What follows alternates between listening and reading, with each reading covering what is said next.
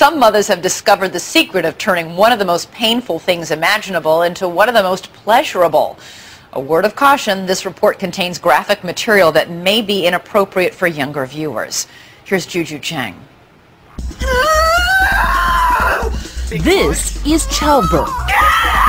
At least Hollywood's version, best described as painful, excruciating, even unbearable.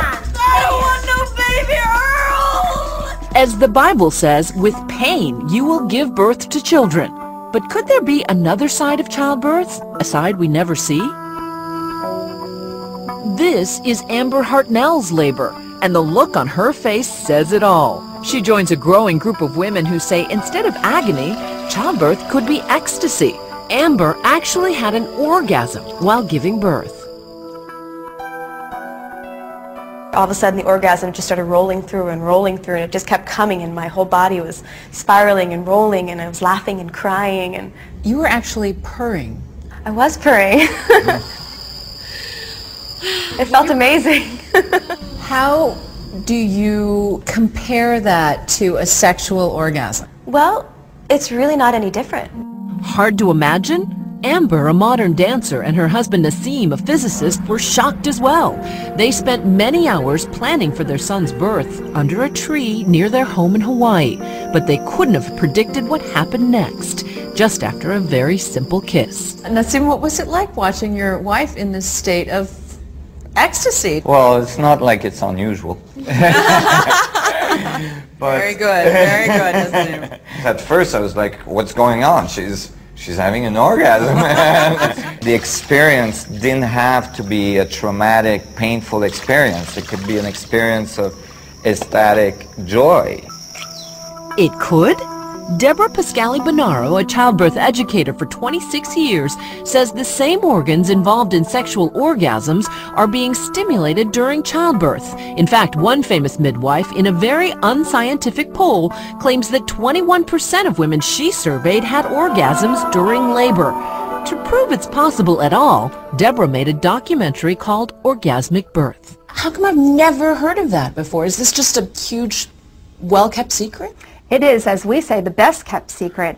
I'm only asking that people open up and take a new look into birth. So Deborah decided to film couples in the most intimate moments of labor, like the larders of suburban New Jersey. For their second child, Tamara and Simon wanted a natural birth at their home. They went ahead with the help of midwives, a water tub to help soothe contractions, and a whole lot of kissing. It looks romantic and sensual, and not words that you would associate normally with childbirth. Yeah. The physical touch and the nurturing was just really comforting to me. Making out a bit during labor is fun for the guy, too. And is it fair to say that you experienced an orgasmic birth? Yes. It was happening and I could hardly breathe, and I was like, oh, that feels good, you know? That's all I could say, really. How is that physically possible?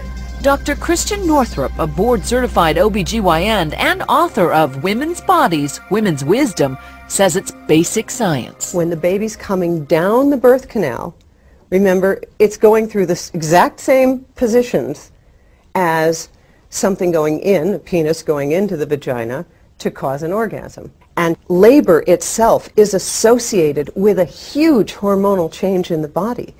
Way more prolactin, way more oxytocin, way more beta-endorphin. These are the molecules of ecstasy. This is nature's way of providing a hormonal painkiller. So I'm having another contraction. But in my own experience, having given birth 3 times, twice naturally, my labor was decidedly unorgasmic. Well, we're going to the hospital.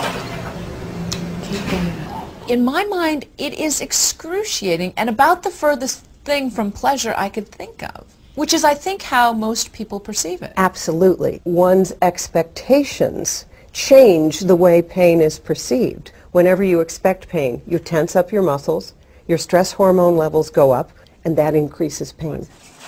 And according to the documentary Orgasmic Birth, the hospital experience itself can increase that pain. If we look at most other countries in the world, women have a lot of options. They're allowed to be upright. They can move in labor. They can use warm water. They can use balls. There's so much that they can do that makes the experience easier. And in the U.S. today, you walk in a typical hospital, you're put in bed on your back.